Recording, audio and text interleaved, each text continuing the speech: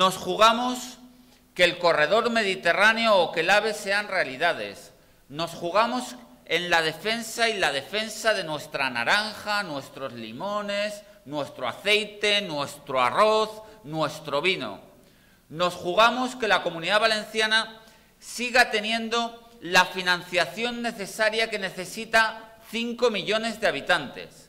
Pero fundamentalmente nos jugamos que el próximo 7 de junio, si gana el Partido Popular, Zapatero no tendrá otra obligación que convocar elecciones anticipadas, perderlas e irse a su casa.